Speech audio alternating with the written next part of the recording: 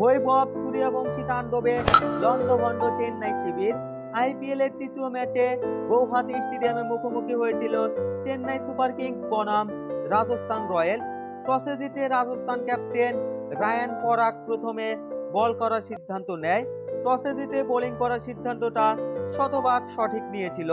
পাওয়ার প্লেতেই একের পর এক সাফল্য তুলে নেয় রাজস্থান রয়্যালসের বোলাররা। জোফরা আর্চার, ননরে বার্গার, ব্রিজেশ শর্মাদের সামনে দাঁড়াতেই পারেনি চেন্নাই সুপার কিংসের কোনো ব্যাটসম্যান। পাওয়ার প্লেতে মাত্র 38 রানের মধ্যেই সঞ্জু স্যামসন, ঋতুরাজ গায়কোয়াদ, আয়ুষ মাহাত্রে, ম্যাথিউ শটের উইকেট হারিয়ে পুরোপুরি ব্যাটিং বিপর্যয়ে পড়ে যায় Chennai super Kings.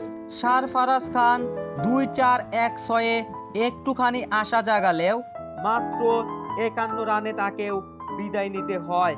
Chennai super কিংসের হয়ে সর্বোচ্চ 36 বলে 43 রান করে জেমি ওভারটন। রবি বিষ্ণয়, রবীন্দ্র জাদেজা, জোফরা আর্চারদের নিয়ন্ত্রিত বোলিংয়ে মাত্র 127 রানেই থেমে যায় চেন্নাইয়ের ব্যাটিং লাইন আপ।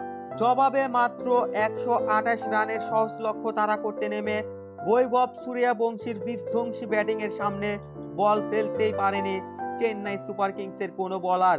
আন্ডার 19-এর পিচ্চি সূর্যবংশীর সামনে যেন অসহায় আত্মসমর্পণ ছাড়া কোনো কিছুই করার ছিল না চেন্নাই সুপার কিংসের বুড়ো বুড়ো bowler Matt Henry, Khalil Ahmed, Jamie ওভারটনদের।